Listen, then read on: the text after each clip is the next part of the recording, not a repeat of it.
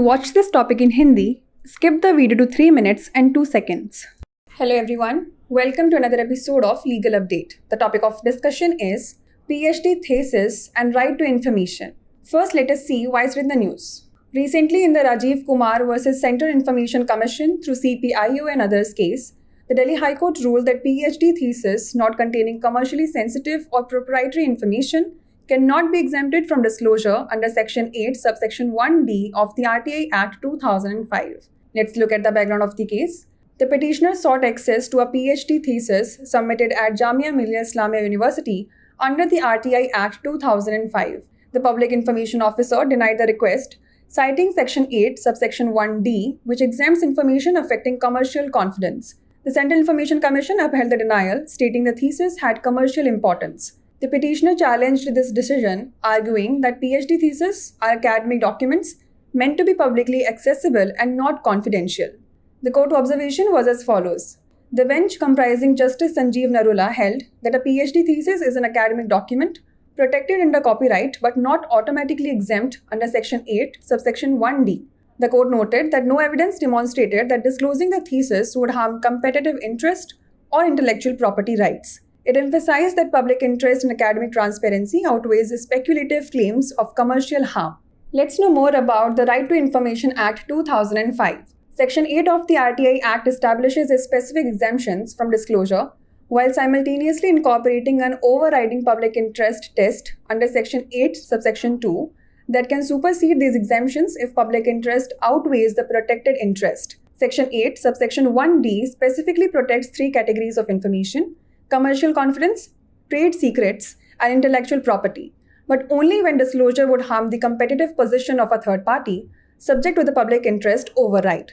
The Act requires competent authorities to apply a harm test and public interest test when considering exemptions, making the exemption process a thorough analytical exercise rather than an automatic application. Let's now discuss a case law related to it. Institute of Chartered Accountants of India versus Shaunak H. Satya, 2011. The Supreme Court held that question papers, model answers, and instructions to examiners cannot be withheld under Section 8, subsection 1D, after examination and evaluation are complete. Such disclosure would not harm any third party's competitive position at that stage. Before we wrap up, here's a question for you. What does Section 8, subsection 2 of the RTI Act allow? Automatic denial of RTI request, disclosure if public interest outweighs potential harm, exemptions of all academic information, or limitation of public interest to educational institutions. Send the answer to this question in the comment section. नमस्कार, legal update programme में आपका स्वागत है। आज हमारी चर्चा का विषय है पीएचडी थीसिस और सूचना का अधिकार। सबसे पहले जान लेते हैं ये चर्चा में क्यों है। हाल ही में राजीव कुमार बनाम केंद्रीय सूचना आयोग CPIO के माध्यम से एवं अन्य मामले में दिल्ली उच्च न्यायालय ने फैसला सुनाया कि पीएचडी थीसिस जिसमें व्यावसायिक रूप से संवेदनशील या मालिकाना जानकारी शामिल नहीं है, उसे RTI अधिनियम 2005 की धारा 8 उपधारा 1D के तहत प्रकटीकरण से छूट नहीं दी जा सकती है। चलिए जान लेते हैं मामले की पृष्ठभूमि। याचिकाकर्ता ने RTI अधिनियम 2005 के तहत जामिया मिलिया इस्लामिया विश्वविद्यालय में प्रस्तुत PhD थीसिस तक पहुंच की मांग की थी। लोक सूचना अधिकारी ने धारा 8 उपधारा 1D का हवाला देते हुए अनुरोध को अस्वीकार कर दिया, जो वाणिज्यिक विश्वास को प्रभावित करने वाली सूचना को छूट देता है। केंद्रीय सूचना आयोग ने इस खंडन को बरकरार रखा और कहा कि थीसिस का व्यावसायिक महत्व है। याचिकाकर्ता ने इस निर्णय को चुनौती देते हुए तर्क दिया कि PhD शोध प्रबंध अकादमिक दस्तावेज है जो सार्वजनिक रूप से सुलभ होने चाहिए तथा गोपनीय नहीं है। न्यायालय की टिप्पणी की बात करें तो न्यायमूर्ति संजीव नरूला की पीठ ने कहा कि PhD थीसिस एक शैक्षणिक दस्तावेज है जो कॉपीराइट के तहत संरक्षित है, लेकिन धारा 8 उपधारा 1D के तहत स्वचालित रूप से छूट प्राप्त नहीं है। अदालत ने कहा कि ऐसा कोई साक्ष्य नहीं है जिससे यह पता चले कि थीसिस का खुलासा करने से प्रतिस्पर्धी हितों या बौद्धिक संपदा अधिकारों को नुकसान पहुंचेगा। इसने इस बात पर जोर दिया कि शैक्षणिक पारदर्शिता में सार्वजनिक हित व्यावसायिक नुकसान के काल्पनिक दावों से अधिक महत्वपूर्ण है। आइए अब जान लेते हैं सूचना का अधिकार अधिनियम 2005 के बारे में।